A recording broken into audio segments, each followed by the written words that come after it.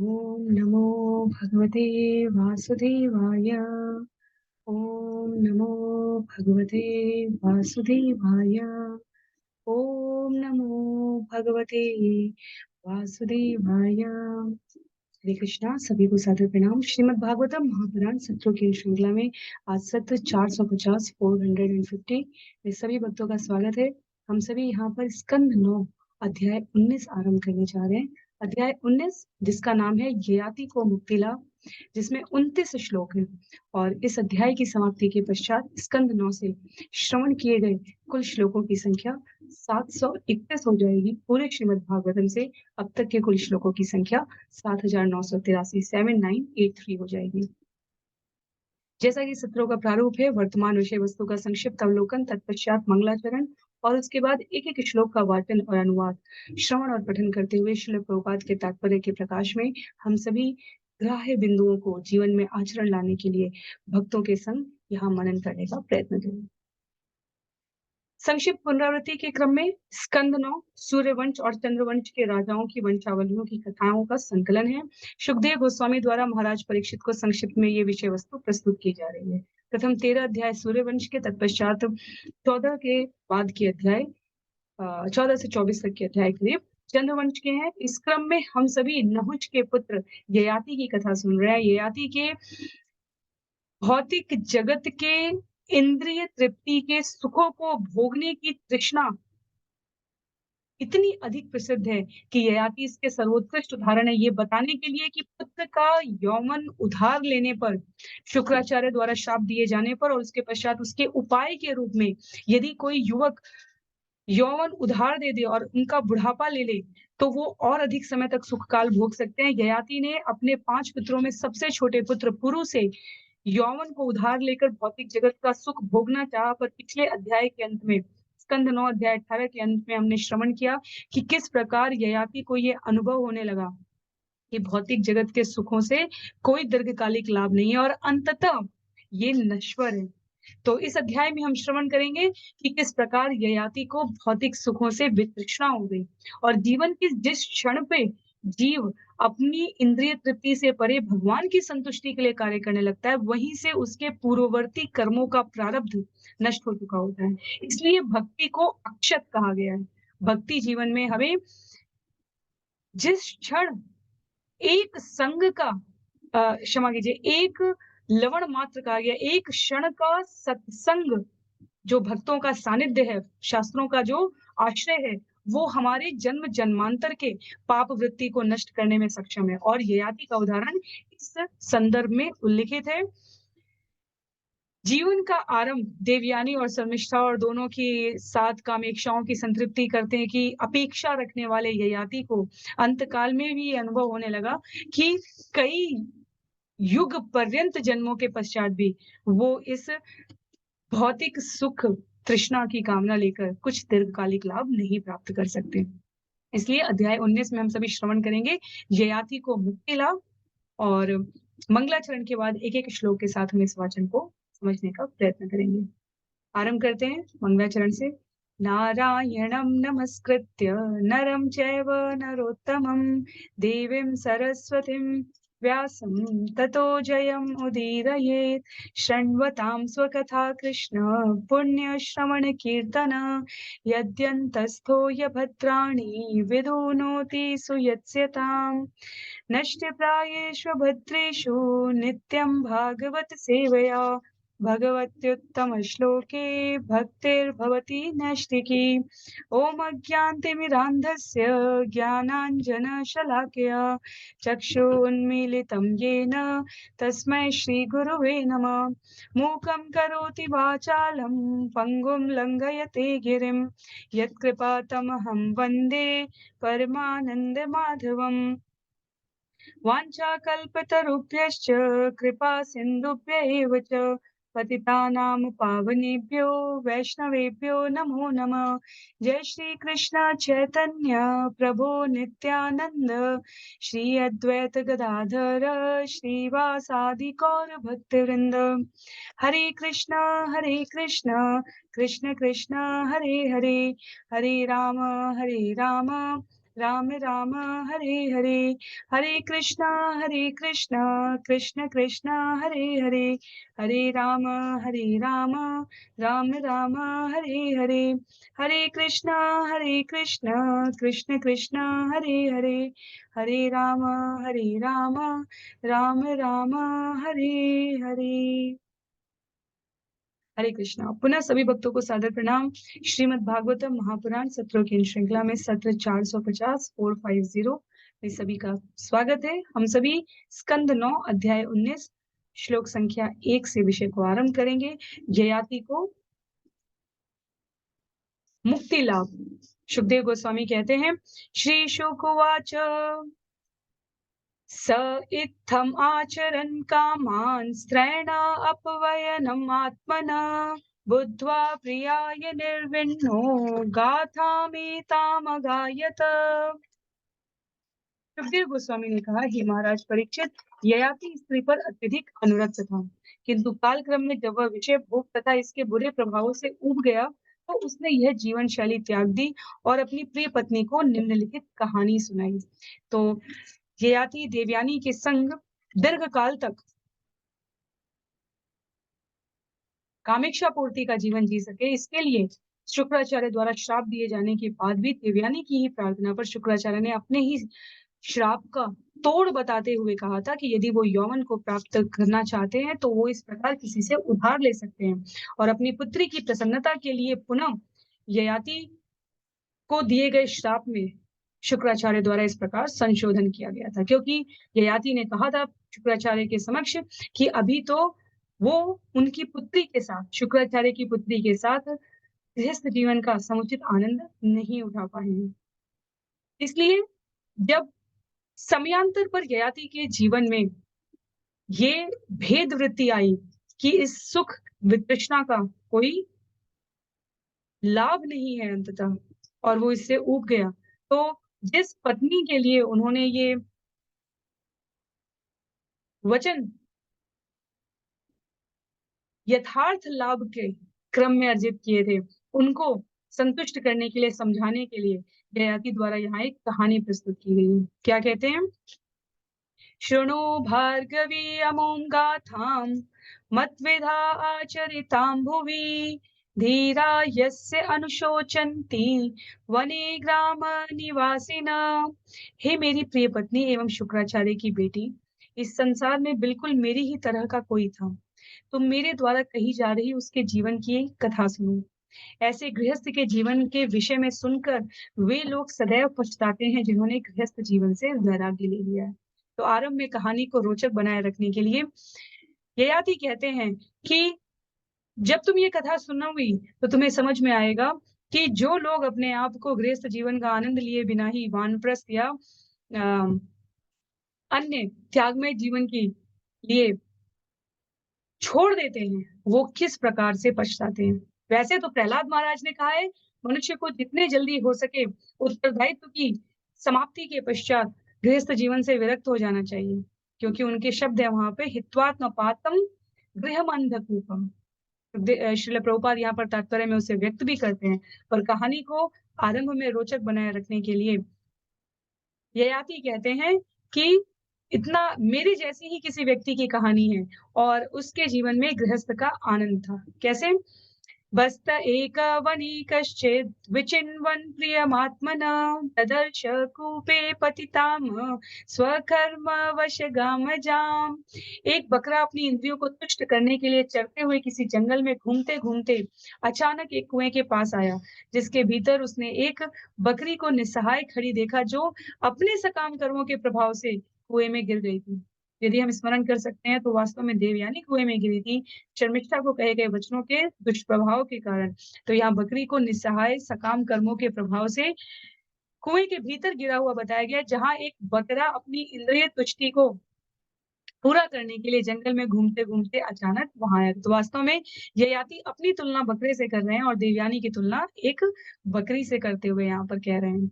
और आगे कथा को बढ़ाते हुए कहते हैं, श्लोक संख्या 4 में यहाँ पर तस्या उद्धरण उपायं वस्तः कामी विचिन्तयन् व्यधत तीर्थमुद्धृत्य विषाणा अग्रेण रोदसी। बकरी को कुएं से बाहर निकालने की योजना बनाकर विषयी बकरे ने अपने तीखे सींगों से कुएं के किनारे की मिट्टी खोद डाली, जिससे वह बकरी कुएं से सरलता से निकल सकी। श्रील प्रभुपाद तात्पर्य में इसे उद्धृत करते हुए कहते हैं कि वास्तव में इंद्रिय तुष्टि के लिए आया हुआ वो बकरा ययाति है, और जिन्होंने देवयानी को पत्नी बनाने के लिए शुक्राचार्य से अनुमति ली है, देवयानी ने अपनी सहमति दी है, और जब ययाति ने देवयानी को स्वीकार किया है, तो इंद्रिय तृप्ति की आकांक्षा में वो इतने लिप्त रहने लगे कि ना वो केवल उनके संग इंद्रिय संसर्ग करते थे, अपितु शर्मिष्ठा जैसी अन्य स्त्रियों के संग भी करने लगे। और आगे जब वो कुएं के किनारे की मिट्टी खोदकर बकरी कुएं से सरलता से निकल सके, इसकी उपमा को श्रील प्रभुपाद तात्पर्य में प्रस्तुत करते हुए कहते हैं कि देवयानी का जीवन सुखमय रहे, इसके लिए आर्थिक विकास, आवास, अन्य वस्तुओं का प्रोत्साहन राजा के रूप में ययाति के द्वारा ये सब कुछ करना पड़ा, जिससे देवयानी का जीवन सुखमय रह सके। तो अपनी सींगों से कुएं के किनारे की मिट्टी खोदने का अर्थ है कि अपने जीवन का अधिकांश समय इतना अधिक भौतिक आकर्षणों की प्राप्ति के लिए व्यतीत किया है ययाति ने, जिससे वो अपनी इंद्रियों को इन स्त्रियों को प्रसन्न करके और स्वयं को प्रसन्न करके तुष्ट कर सके। श्लोक संख्या 5 और 6 में बता रहे हैं, सोतीर्यकूपात् शुश्रोणि तमेव चकमे किल तया वृतं समुद्विक्ष्य बह्व्यो अजाकान्तकामिनी पीवानं श्मश्रुलं पृष्ठं मीढ्वांशं याभकोविदम् स एको अजवृषस्तासां बह्वीनां रतिवर्धन रेमे कामग्रहग्रस्त आत्मानं नावबुध्यत। जब सुंदर पुट्ठों वाली बकरी कुएं से बाहर आ गई और उसने अत्यंत सुंदर बकरे को देखा, तो उसने उसे अपना पति बनाना चाहा। जब उसने ऐसा कर लिया तो अन्य अनेक बकरियों ने भी उस बकरे को अपना पति बनाना चाहे, क्योंकि उसका शारीरिक गठन अत्यंत सुंदर था, उसकी मूछ तथा दाढ़ी सुंदर थी, और वह बीज स्खलन करने तथा संभोग कला में पटु था। अतएव जिस तरह भूत से सताया गया मनुष्य पागलपन दिखलाता है, उसी तरह वह श्रेष्ठ बकरा अनेक बकरियों से आकृष्ट होकर तथा अश्लील कार्यों में लिप्त रहने के कारण आत्म साक्षात्कार के अपने असली कार्य को भूल गया। तो भौतिक तृप्ति की इस असहाय मनुष्य जीवन को दुरुपयोग क्रम में कृति से व्यर्थ करने का जो ययाति का पश्चाताप है, वो इस बकरे की कथा के रूप में प्रस्तुत हो रहा है। मनुष्य जीवन का आत्म साक्षात्कार के प्रति जो समर्पण होना चाहिए, जो परम उद्देश्य होना चाहिए, जो बुद्धिमान मनुष्य एक निष्ठ लक्ष्य के रूप में रखता है, वो इन प्रकार की इंद्रिय तृप्ति के कार्यों में यूं ही व्यतीत ना हो जाए। सामान्य जनमानस को इस ओर प्रेरणा देने के लिए ययाति अपने स्वयं के जीवन को इस प्रकार कथा रूप में यहाँ पर व्यक्त कर रहे हैं। श्लोक संख्या 7 में कहते हैं, ययाति बिल्कुल शर्मिष्ठा देवयानी और ययाति की कथा है, जो यहाँ पर स्वयं उनके द्वारा प्रस्तुत की जा रही है। तमेव पृष्ठतम या रममाणम अजान्यया विलोक्य कूप संविघ्ना न अमृष्य ध्वस्त कर्म तत्। जब उस बकरी ने जो कुएं में गिरी थी देखा कि उसका प्रियतम बकरा किसी दूसरी बकरी से संभोग कर रहा है, तो वह बकरे की इस कार्य को सहन नहीं कर पाई। तो ये देवयानी का व्यवहार रहा है, जो शर्मिष्ठा और अन्य स्त्रियों के संग के व्यवहार को असभ्य समझते हुए क्रोध रूप में परिणत हुआ था, उसी को यहाँ पर इस कथा में ययाति प्रस्तुत कर रहे हैं। श्लोक संख्या 8 में, तम दुर्हृदं सुहृदं रूपं कामिनं क्षण सौहृदं इंद्रियाराममुत्सृज्य स्वामिनं दुखिताययो। अन्य बकरी के साथ अपने पति के इस आचरण से दुखी उस बकरी ने सोचा कि यह बकरा उसका वास्तविक मित्र नहीं, अपितु कठोर हृदय वाला तथा कुछ क्षण के लिए ही मित्र है। अतएव अपने पति के कामी होने के कारण उस बकरी ने उसका साथ छोड़ दिया और अपने पहले वाले स्वामी के पास लौट आई। तो देवयानी द्वारा अपने पिता शुक्राचार्य के घर वापस आने की जो कथा है, उसका यहाँ पर उल्लेख है। श्लोक संख्या 9 में कहते हैं, तो अपि चानुगतस्त्रेण कृपणस्तां प्रसादितुं कुर्वन् निडविडाकारं नाशक्नोत्पतिसन्तितुम्। वह बकरा अत्यंत दुखी होकर अपनी पत्नी का चाटुकार होने के कारण मार्ग में उसके पीछे-पीछे हो लिया और उसने उसकी भरसक चाटुकारी करनी चाहिए, किंतु वह उसे मना नहीं पाया। तस्य तत्र द्विज कश्चित् अजास्वामी अनिक्षनतृषा लम्बन्तं वृषणं भूय संदधे अर्थाय योगवेत्। बकरी उस ब्राह्मण के घर गई जो एक दूसरी बकरी का मालिक था, और उस ब्राह्मण ने गुस्से में आकर बकरे के लंबे लटकते अंडकोश काट लिए, किंतु बकरे द्वारा प्रार्थना किए जाने पर उस ब्राह्मण ने योग शक्ति से उन्हें फिर से जोड़ दिया। तो समानांतर कथा है, शुक्राचार्य के द्वारा दिए गए श्राप के इस प्रकार से ययाति ने उल्लिखित किया है बकरे की कहानी के रूप में।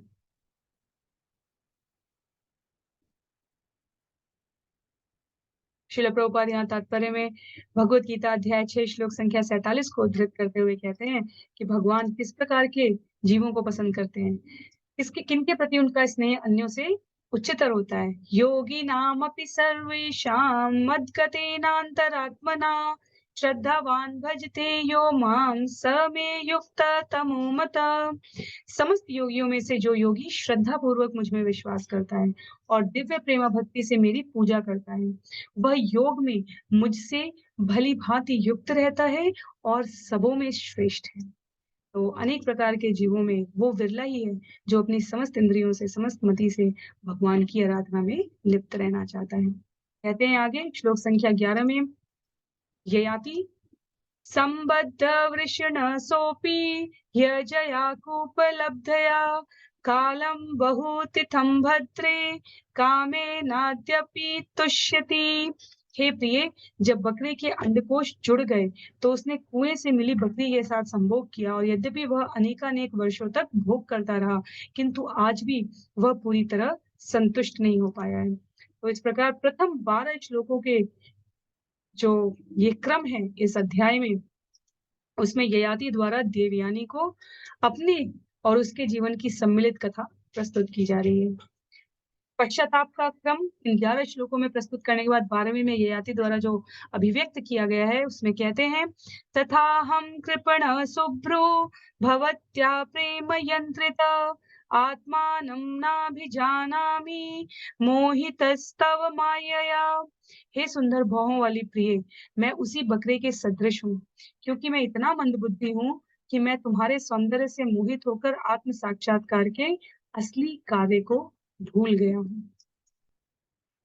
ययाति यहाँ प्रत्यक्ष शब्दों में देवयानी को कह रहे हैं कि आत्म साक्षात्कार का जो कार्य है वो असली कार्य है, पर प्रकृति के गुणों के सानिध्य से अपनी अनियंत्रित इच्छाओं के वशीभूत होकर मेरे द्वारा आज भी इस आत्म साक्षात्कार की चेतना में वर्धन करने का कोई उपक्रम नहीं किया गया, और मैं अभी भी इस अंधकूप में ही अपने आप को लिप्त करके रखा हूँ। यहाँ पर अगले कुछ श्लोकों में, करीब 8 श्लोकों में 13 से लेकर 20 तक ययाति अपने इस पश्चाताप को, इस अनुभूति को व्यक्त करते हुए कहते हैं, यत् पृथ्वीयां व्रीहियवम् हिरण्यं पशवः स्त्रिय न दुह्यन्ति मनः प्रीतिं पुंस कामहतस्य ते। कामी पुरुष का मन कभी तुष्ट नहीं होता, भले ही उसे इस संसार की हर वस्तु प्रचुर मात्रा में उपलब्ध क्यों ना हो, जैसे कि धान, जौ, अन्य अनाज, सोना, पशु तथा स्त्रियां आदि।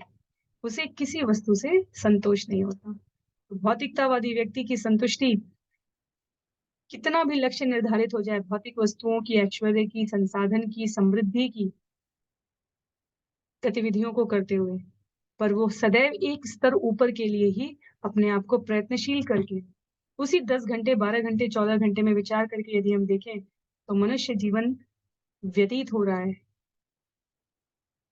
मनुष्य के लिए हमारे आचार्य कहते हैं एकमात्र ऐसा प्राणी है जो इस धराधाम पर रहने के लिए धन का आदान प्रदान करता है। अन्य प्राणियों ने स्वयं घर बनाए हैं, उसके लिए उन्हें कहीं किसी को टैक्स नहीं देना है, अन्य किसी प्रकार का उपक्रम नहीं करना है। तो यहाँ पर निराश होने के लिए नहीं कहा जा रहा है, यहाँ पर हम अपने समय का उचित सदुपयोग, अपने भाव की तृप्ति किस स्तर पर कर रहे हैं, उसके बारे में संज्ञान लेने के लिए कहा गया है। भौतिकतावादी व्यक्ति का अंतिम लक्ष्य आर्थिक स्थिति सुधारना होता है और आर्थिक स्थिति सुधरे हुए बहुत सारे हजारों, लाखों, करोड़ों की संख्या के परिवार हैं, पर उनके जीवन में आत्म साक्षात्कार उपस्थित नहीं है। तो कहने का आशय यहाँ पर है, अपनी कामेक्षाओं के कारण तथाकथित आर्थिक दशा को सुधारने के नाम पर मनुष्य जो भौतिकतावादी वृत्ति रखता है, वह निरंतर संघर्षशील रहता है। श्रील प्रभुपाद लिखते हैं। तो संतुष्ट रहने के लिए हमें निश्चित रूप से एक स्तर की सामाजिक, आर्थिक, शारीरिक उपलब्धियों की आवश्यकता है, क्योंकि शरीर निरोग रहेगा, शरीर स्वस्थ रहेगा, तो हम भक्ति को अधिक सहजता से, सरलता से कर सकते हैं। यदि आर्थिक पूर्ति होती रहेगी, तो हम भक्ति को सरलता से, सहजता से कर सकते हैं। पर सदैव अपने जीवन में हमें एक चेक पॉइंट, एक निरीक्षण बिंदु रखना चाहिए। हम क्या कर रहे हैं और क्यों कर रहे हैं? आचार्य कहते हैं, भौतिक व्यक्ति जब रखता है क्या कर रहे हैं और क्यों कर रहे हैं, तो उसके पास भौतिक लक्ष्य होता है। जब आध्यात्मिक प्रवृत्ति में संलग्न व्यक्ति इस भौतिक जगत में रहते हुए अपने उत्तरदायित्वों की पूर्ति के लिए आवश्यकता अनुसार आर्थिक संसाधन भी अर्जित करता है, सामाजिक संबंधों को भी संभाल कर रखता है, अपनी शारीरिक वृत्तियों को भी नियंत्रित रखता है, तो वो क्या कर रहा है और क्यों कर रहा है, इन दो बिंदुओं को सदैव ध्यान में रखता है। जब इच्छाओं का केंद्रीकरण भगवान को केंद्र में रखकर किया जाता है, घूमने जाना है, कुछ खाना है, मित्र बनाने हैं, समय व्यतीत करना है, किन प्रकार के कार्य क्या करना है और क्यों करना है, ये साधक की, जीव की, सामान्य मनुष्य की भगवान के साथ संबंधों की प्राथमिकता में एकनिष्ठ अधीरता को व्यक्त करता है। भगवत प्राप्ति के लिए हम कितने संयमित हैं, कितने नियमित हैं और एकदम मूल रूप में जाएं तो कितने प्रयत्नशील हैं। भौतिक जगत में समृद्धि के लिए सभी प्रयत्नशील दिख सकते हैं, पर सबको प्राप्त अपने प्रारब्ध के अनुसार होगा, ईश्वर के अहेतुकी की कृपा से होगा। पर उन प्राप्त ऐश्वर्यों का प्रयोग, चाहे वो स्वस्थ शरीर के रूप में हो, स्वस्थ वाणी के रूप में हो, प्रबुद्ध मस्तिष्क के रूप में हो, पद प्रतिष्ठा के रूप में हो, हम क्या कर रहे हैं और क्यों कर रहे हैं, ये स्पष्टीकरण भौतिकतावादी मनुष्य में और भगवान के भक्त में अंतर स्पष्ट करता है। आगे श्लोक संख्या 14 में ययाति कह रहे हैं, न जातु काम कामानाम उपभोगेन शान्यति हविषा कृष्णवर्त्मेव भूय एवाभिवर्धते। इस तरह अग्नि में घी डालने से अग्नि शांत नहीं होती, अपितु अधिकाधिक बढ़ती जाती है। जिस तरह अग्नि में घी डालने से अग्नि शांत नहीं होती, अपितु अधिकाधिक बढ़ती जाती है, उसी प्रकार निरंतर भोग द्वारा कामेक्षाओं को रोकने का प्रयास कभी भी सफल नहीं हो सकता। तथ्य तो यह है कि मनुष्य को स्वेच्छा से भौतिक इच्छाएं समाप्त करनी चाहिए। तो ययाति कहते हैं, मैंने जीवन भर उपभोग किया, पर इच्छाएं शांत नहीं होती। अग्नि में जैसे घी डालने से बढ़ती जाती है, वैसे ही वो हमें आत्म साक्षात्कार की प्रवृत्ति से और दूर करती जाती है। और ऐसा नहीं है कि उसके बाद मन संतुष्ट हो जाए।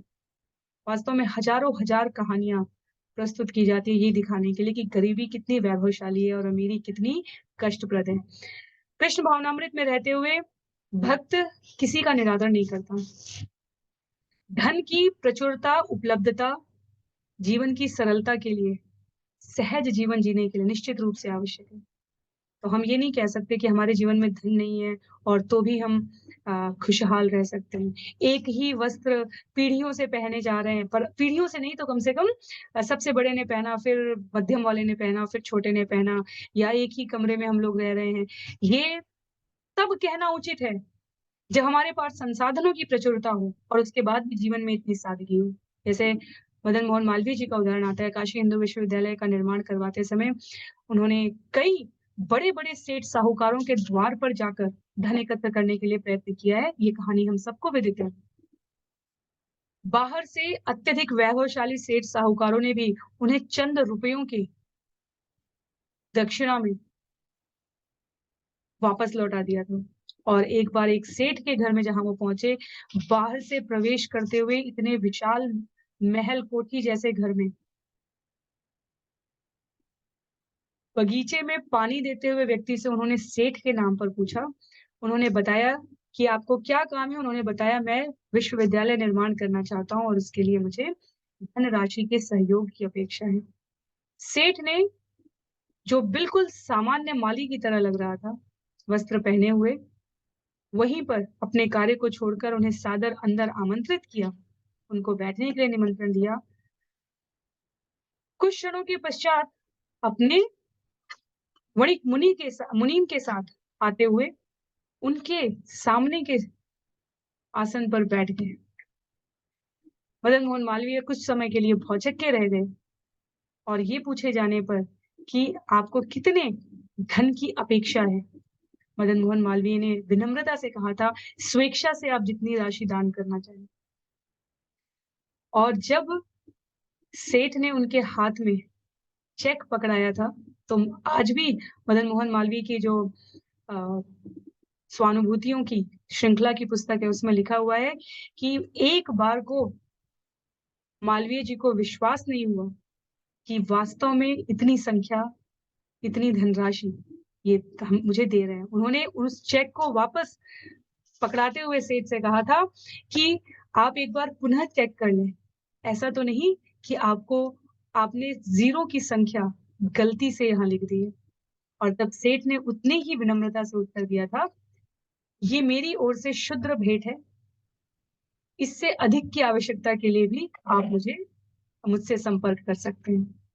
तो ये जो चर्चाएँ हैं, ये स्पष्ट करने के लिए है कि भक्त या साधक के रूप में स्वयं श्रील प्रभुपाद इसके उदाहरण हैं।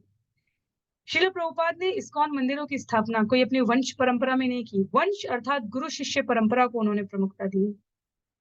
प्राणी मात्र के कल्याण के लिए चैतन्य महाप्रभु के नगरे नगरे ग्राम ग्राम हरे कृष्ण नाम का विस्तार हो सके, जीव अपनी मूल चेतना को प्राप्त कर सके। पुस्तकों का प्रकाशन, मुद्रण, लेखन, संपादन, वितरण, सब कार्य अंत से अंत तक, आरंभ से अंत तक देखने वाले श्रील प्रभुपाद ने अपनी न्यूनतम आवश्यकताओं से अधिक इस्कॉन में आने वाले किसी धन का कभी संग्रह नहीं किया अपने लिए। हमारे लिए ये स्पष्ट रूप से समझना बहुत आवश्यक है कि गरीबी या अमीरी दोनों ही इस भौतिक जगत में तब तक स्वीकार्य है जब तक वो हमें हमारी भक्ति की ओर संलग्न करे। जिस क्षण हम इस गरीबी और अमीरी के द्वारा भौतिक तृप्ति या अभाव को मापने लग जाएंगे, हम सदैव असंतुष्ट रहेंगे। अच्छे वस्त्र पहनने में कोई बुराई नहीं, सामान्य साधारण वस्त्र पहनने में भी कोई बुराई नहीं। हमारी मनोक्षा, जो हमारे कार्य करने के तौर तरीके हैं, हमें प्रयत्न करना चाहिए भक्तों के संग में, गुरु के आश्रय में, शास्त्रों के आदेश के अनुसार पूर्ण पुरुषोत्तम भगवान श्री कृष्ण को केंद्र में रखकर, तो जिस भी अवस्था में हम वहां से हमें संतुष्टि का अनुभव लगने है। जैसे भक्ति आरंभ करने की कोई उम्र नहीं है। एक 3 वर्ष का शिशु भी भक्ति आरंभ कर सकता है। एक 30-33 आगे जाते हुए नंबर दशकों में भी इसमें कोई अंतर नहीं आता। जो आवश्यकता है वो उस एक क्षण के पूर्ण समर्पण की है, जिसमें जीव पूर्ण शरणागति के साथ भगवान को अपना स्वामी मानता है।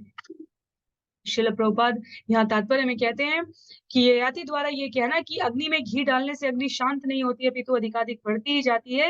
इसका अर्थ ये हुआ कि भौतिक जगत के संसाधन हमें क्षणिक पुष्टि दे सकते हैं, पर दीर्घकालिक तृप्ति नहीं दे सकते। कितना भी धन संग्रह यदि वो भगवान की सेवा में नहीं व्यतीत हो रहा है, तो हमें कभी शांति नहीं देगा। और ये सभी का अनुभव है। जो देश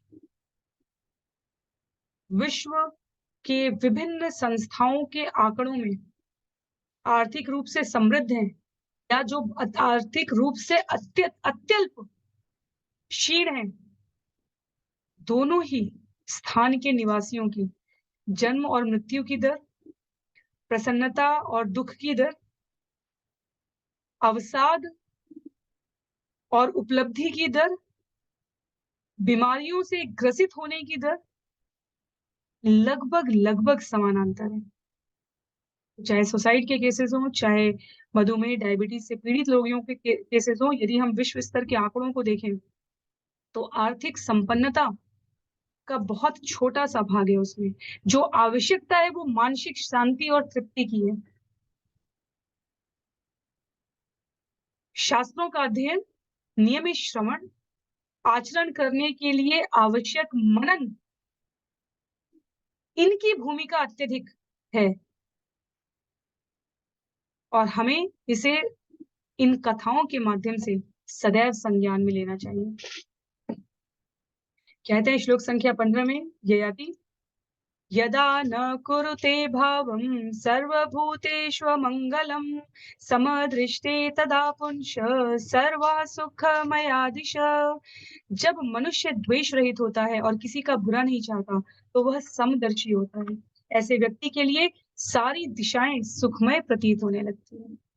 तो सनातन संस्कृति में सर्वे भवन्तु सुखिनः सर्वे सन्तु निरामयः कहा गया। ओम शांति शांति शांति ओम कहा गया। अनेक विश्व की सभ्यताओं द्वारा इसे मूल मंत्र के रूप में स्वीकार किया गया है। और जब समदर्शी की बात भगवत गीता अध्याय 3 में कहा गया है, पंडितः समदर्शिना, जब समदर्शी की बात की जाती है, जब आज के भौतिक अभाव के वातावरण में किसी का बुरा नहीं चाहना है, अपने मन को सदैव विकारों से रहित रहना है, इस प्रकार की बातें की जाती हैं, तो उसका स्रोत सनातन का ये ज्ञान है।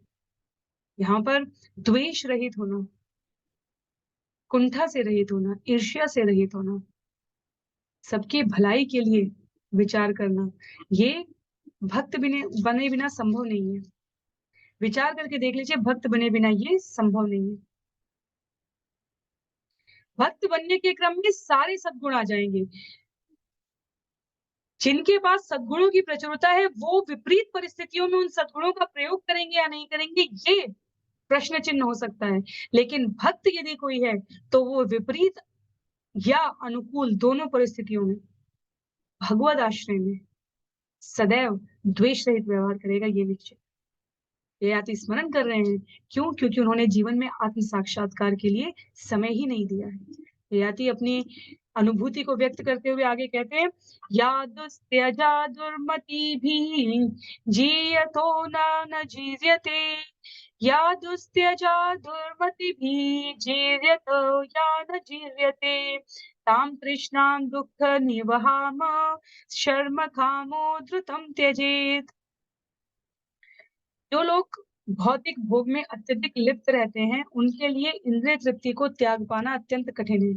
यहाँ तक कि वृद्धावस्था के कारण अशक्त व्यक्ति भी इंद्रिय तृप्ति की ऐसी इच्छाओं को नहीं त्याग पाता। अतएव जो सचमुच सुख चाहता है, उसे ऐसी अतृप्त इच्छाओं को त्याग देना चाहिए, क्योंकि ये सारे कष्टों की जड़ है।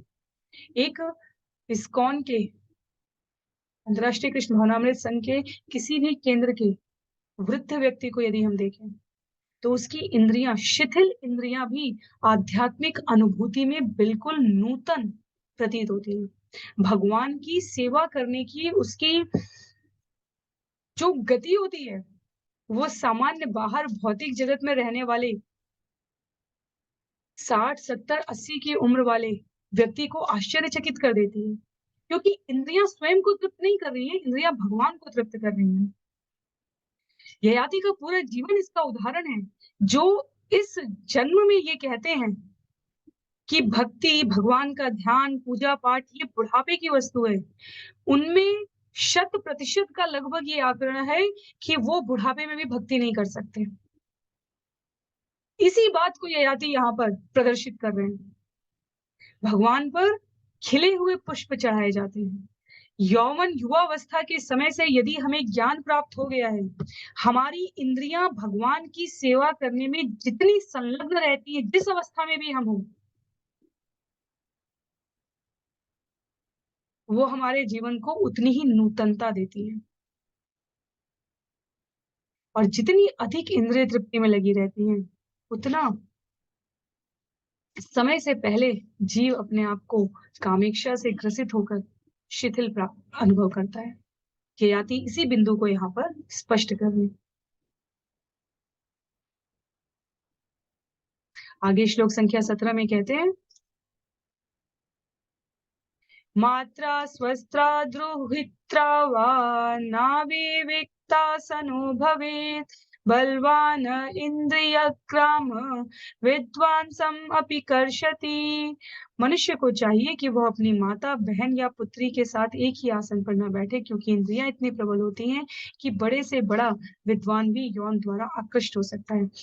सनातन संस्कृति में, विशेष रूप से भारत की सभ्यता में, ये हमें इतना दृष्टिगोचर नहीं होता, क्योंकि कितनी भी उच्छृंखलता हो, हमने ये अनुभव किया है कि हमारा धर्म, हमारी संस्कृति, हमारी संबंधों की मर्यादा हमें इस प्रकार के आचरण के लिए सचेत रखती है। और इसी भौतिक जगत में अन्य संप्रदायों को मानने वाले घर की स्त्रियों के साथ अनैतिक संबंधों को अधर्म नहीं मानते, ये हम सबको विदित है। इस अर्थ में यहाँ पर ययाति द्वारा इस श्लोक को कहा गया है।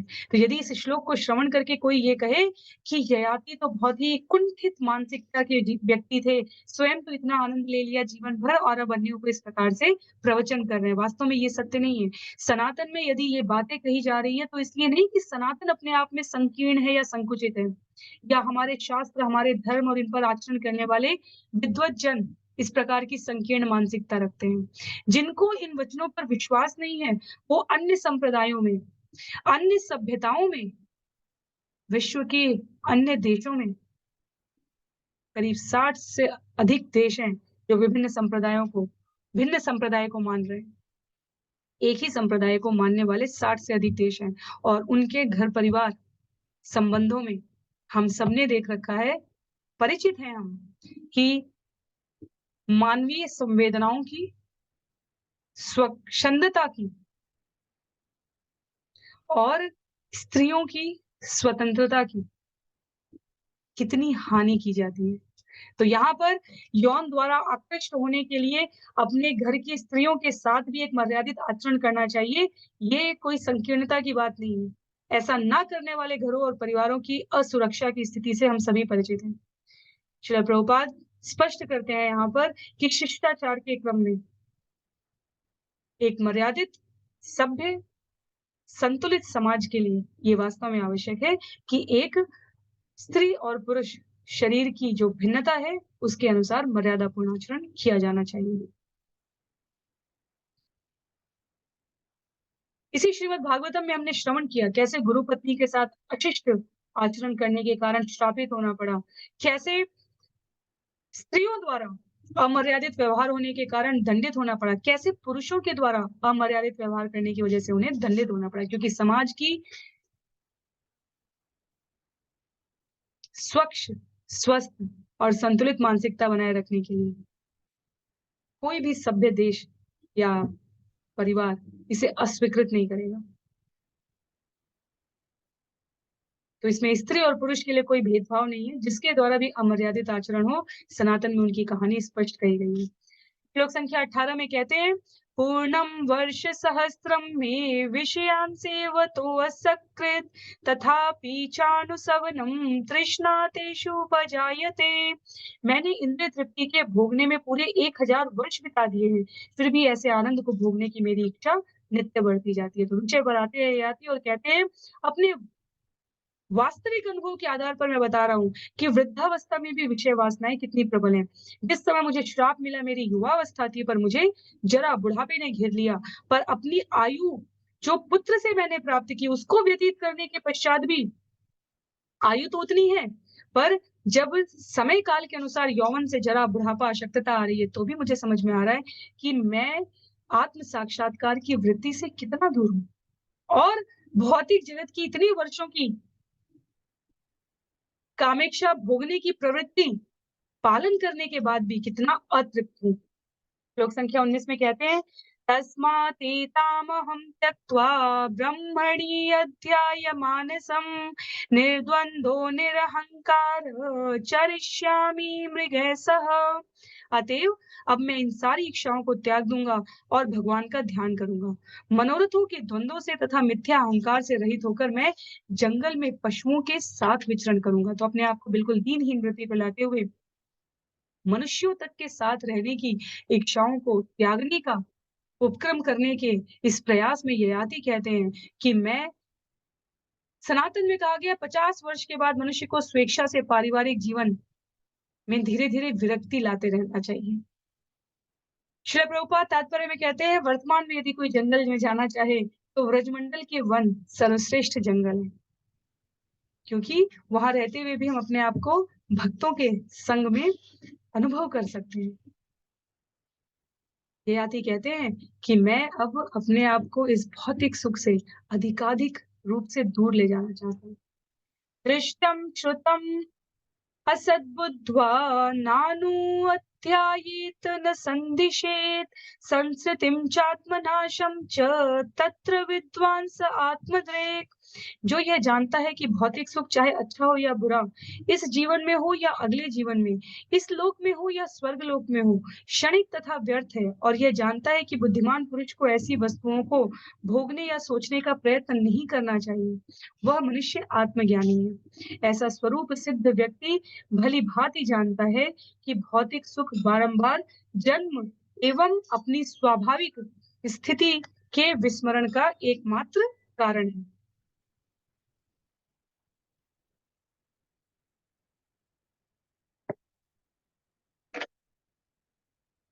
उन शब्दों को जो आचार्यों ने कहा है यहाँ पर संक्षिप्त प्रस्तुति के साथ ययाति ने संकलित किया है। उनका कहना है जीवात्मा है, भौतिक शरीर उसका बंधन है। आध्यात्मिक ज्ञान का शुभारंभ करने के लिए ये एक पंक्ति हमें स्पष्ट रूप से पता होनी चाहिए।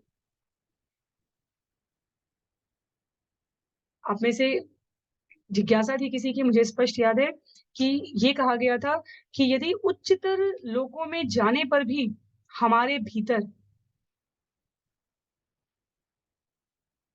जो भौतिक तृप्ति की कामना है, उसके कारण हमें पुनः मनुष्य योनि में आना पड़ता है।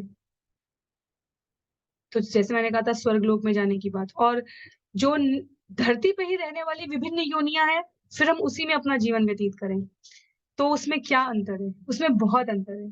सबसे पहले तो मनुष्य पशु से मनुष्य बनने के उपक्रम में हमें सकाम कर्म की ओर प्रवृत्त होना पड़ता है। पशु के रूप में जीवन यापन करने वाले किसी और नहीं बढ़े हैं अभी, पर आहार निद्रा भय मैथुन से ऊपर जाने के इस क्रम में शास्त्रों ने उल्लिखित किया है सकाम कर्म। जब हम अध्याय 3 भगवत गीता श्रवण करते हैं तो हमें वहां स्पष्ट होता है। सकाम कर्म का अर्थ है कि कम से कम पाप और पुण्य में हम पुण्य को समझ सकें। जब उन कर्मों को करते हुए हम योग सीढ़ी में आगे बढ़ते हैं, तो हम कम से कम इतना समझ पाते हैं कि यदि हम बुरे कर्म करेंगे तो हमें निम्न योनियां मिलेंगी। निम्न योनि में खाने के लिए सुअर, कुत्ते, बंदर भी भोजन खा के पेट भर रहे हैं और मनुष्य भी पेट भर रहे हैं। वो हाथ में खा रहे हैं, जमीन से उठा के खा रहे हैं, पेड़ों से तोड़ के खा रहे हैं, गंदगी में से खा रहे हैं कुछ जीव, वही उनका भोजन है। हम सुंदर अच्छे वातावरण में, अच्छी प्लेट में, अच्छे स्थान पर बैठकर खाने का प्रयत्न कर रहे हैं। योनियों के अनुसार जो भोग वृत्ति है वो नहीं बदली है, पर सुविधा और सरलता हमें आध्यात्म को, आत्म साक्षात्कार को प्राप्त करने की सहजता वो अन्य योनियों में उपलब्ध नहीं है। जबकि उच्चतर योनि में जो जीव गए हैं वो सतोगुण की अधिकता के कारण अधम, निम्न, मध्यम, उच्च इन स्तरों में अंतर कर सकते हैं। तो देवलोक में जब देवलोक की योनि में जब जीव की आयु समाप्त हो रही होती है, तब वो पुनः पुण्य अर्जित करने के इस क्रम में अपनी स्वतंत्र इच्छा शक्ति से मनुष्य योनि में जन्म प्राप्त करने का अधिकारी हो सकता है, पर निम्न योनि में हमें ये सुविधा नहीं है। इसलिए तुलनात्मक तरीके से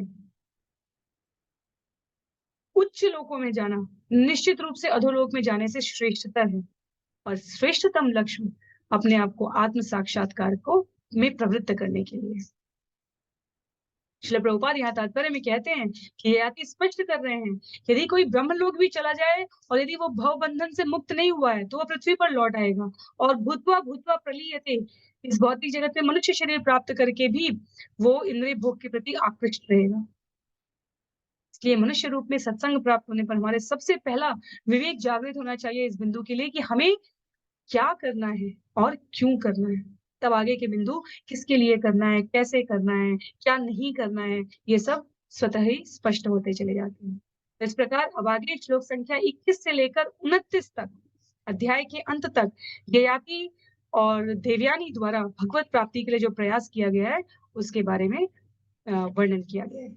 इति उक्त्वा नाहुषो जायां तदीयं पुरवेवय दत्त्वा स्वजरसं तस्मात् आदधे विगतस्पृह। सुखदेव गोस्वामी ने कहा, अपनी पत्नी देवयानी से इस प्रकार कहकर समस्त इच्छाओं से मुक्त हुए राजा ययाति ने अपने सबसे छोटे पुत्र पुरु को बुलाया और उसे उसकी जवानी लौटाकर अपना बुढ़ापा वापस ले लिया। अब ये किस प्रकार से संभव हुआ इसका यहाँ उल्लेख नहीं है, पर प्रतीत होता है कि तत्कालीन वंश के सामर्थ्यशाली राजा के पास ये अधिकार था कि उन्होंने पुरु को उनका यौवन वापस किया है। श्लोक संख्या 22 में दिशि दक्षिण पूर्वस्यां ध्रुयुं दक्षिणतो यदुं प्रतीच्यां तुर्वसुं चक्र उदिच्छामनुमीश्वरम्। राजा ययाति ने अपने पुत्र द्रुह्यु को दक्षिण पूर्व की दिशा, अपने पुत्र यदु को दक्षिण की दिशा, अपने पुत्र तुर्वशु को पश्चिमी दिशा और अपने चौथे पुत्र अनु को उत्तरी दिशा दे दी। इस तरह उन्होंने राज्य का बंटवारा कर दिया।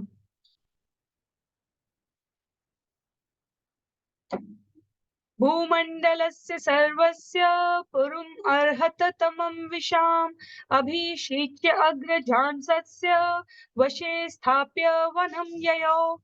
ययाति ने अपने सबसे छोटे पुत्र पुरु को सारे विश्व का सम्राट तथा सारी संपत्ति का स्वामी बना दिया और पुरु से बड़े अपने अन्य सारे पुत्रों को पुरु के अधीन कर दिया। तो पुरुवंश की जो कथा अभी आगे हम श्रवण करने के लिए मिलेगी, महाभारत की घटनाक्रम में पुरुवंश की अपनी महिमा है, उसका जो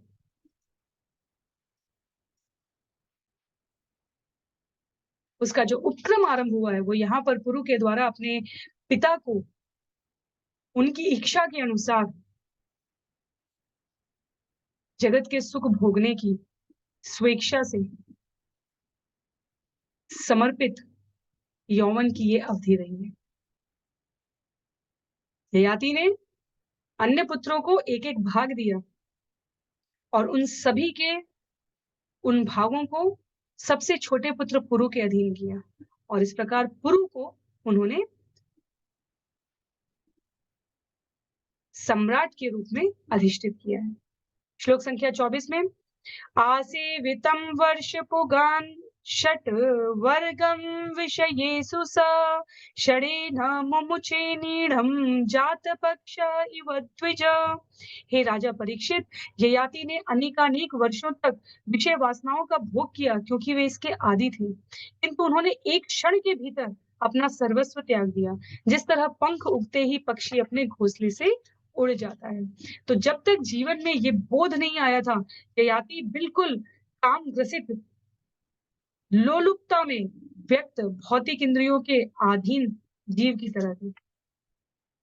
पर जैसे ही जिस क्षण ये आत्मबोध हुआ है, उन्होंने सर्वस्व त्यागने का निर्णय ले लिया है, तो बद्ध जीवन के बंधन से तुरंत मुक्त हुए। इसलिए जितनी स्पष्टता के साथ हमारे शास्त्र लिखे गए हैं, उनमें किसी के चरित्र को अनावश्यक रूप से प्रशंसित या श्रापित नहीं किया गया है।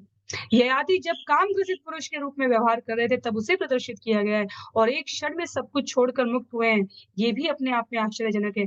हमने इसी शास्त्र में धृतराष्ट्र का चरित्र भी देखा है। विदुर द्वारा प्रत्यक्ष रूप से उपस्थित होकर कहने के बाद भी कि जिन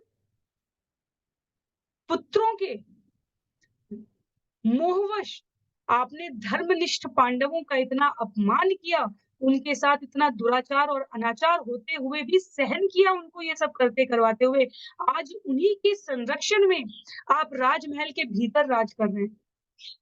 आप इतने अधिक मोहासक्त हैं कि आपके भीतर से ये लोग ये आसक्ति समाप्त नहीं हो रही है। स्कंद 1 में हमने श्रवण किया था इस विषय को।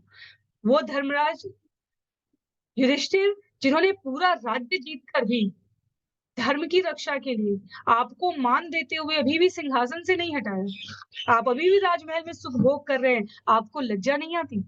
तो हमने धृतराष्ट्र का चरित्र भी देखा है और यहाँ पर शास्त्र आचार्य हमें ययाति का चरित्र भी बता रहे हैं। एक क्षण में अपने आप को उन्होंने बंधन मुक्त करने का प्रयास किया। तो इसीलिए ये भौतिक जगत का शरीर वैसे भी अनेकों प्रकार के कल्मशों से बना हुआ है। ठगने की प्रवृत्ति, झूठ बोलने का स्वभाव, अ, लालच की प्रवृत्ति, गलतियां करने का हमारा मनोरथ, ये सब कुछ है। पर इसके क्रम में जहां से हम सत्संग के प्रभाव में आकर अपने आप को भगवत भक्ति की ओर संलग्न कर लेते हैं, वहीं से सभी शुभता का आरंभ हो जाता है। इसलिए ययाति को यहाँ पर सुंदर शब्दों से विभूषित किया गया है। सतत्र निर्मुक्त समस्त संग आत्मानुभूत्या विधुत त्रिलिंग परे अमले ब्रह्मणि वासुदेवे लेभे गतिं भागवतीं प्रतीत। चूंकि राजा ययाति ने भगवान वासुदेव के चरणों में पूरी तरह अपने को समर्पित कर दिया था, अतएव वे प्रकृति के गुणों के सारे कल्मश से मुक्त हो गए। अपने आत्म साक्षात्कार के कारण वे अपने मन को परब्रह्म वासुदेव में स्थिर कर सके और इस तरह अंततः उन्हें भगवान के पार्षद बनने का पद प्राप्त हुआ। किसी को इसमें किसी प्रकार की ईर्ष्या करने की या सहमति करने की आवश्यकता नहीं है। हृदय की शुद्धता, भावों की स्पष्टता ययाति के चरित्र में देखने को मिली है। जिस समय वो कामग्रसित व्यक्ति के रूप में व्यवहार कर रहे थे, उस समय भी उन्होंने शुक्राचार्य के समक्ष स्पष्टता से इसे स्वीकार किया था।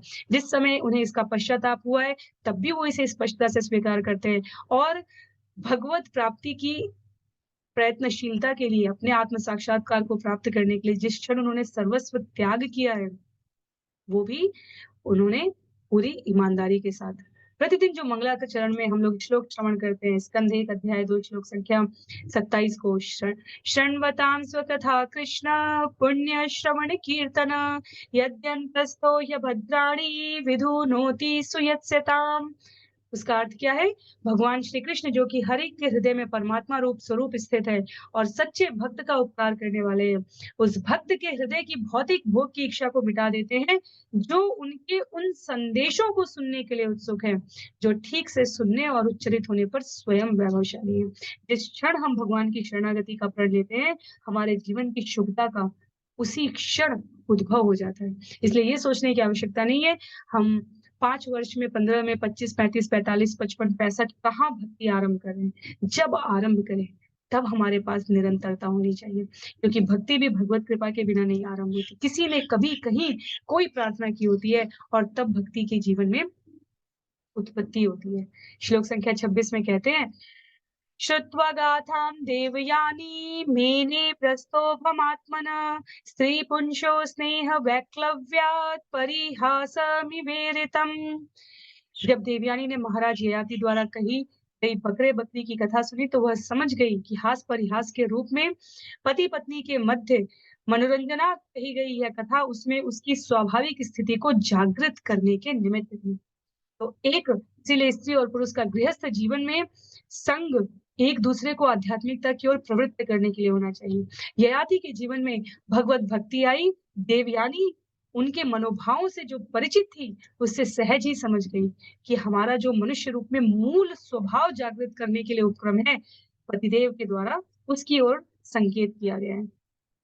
श्लोक संख्या 27 और 28 में सा सन्निवासं शुयदां प्रपायामिव कक्ष्यतां विज्ञायेश्वर तंत्राणां माया विरचितं प्रभो सर्वत्र संगमुत्सृज्य स्वप्नोप्यमेन भार्गवी कृष्णे मन समावेश्य व्यधुनोल्लिंगमात्मन।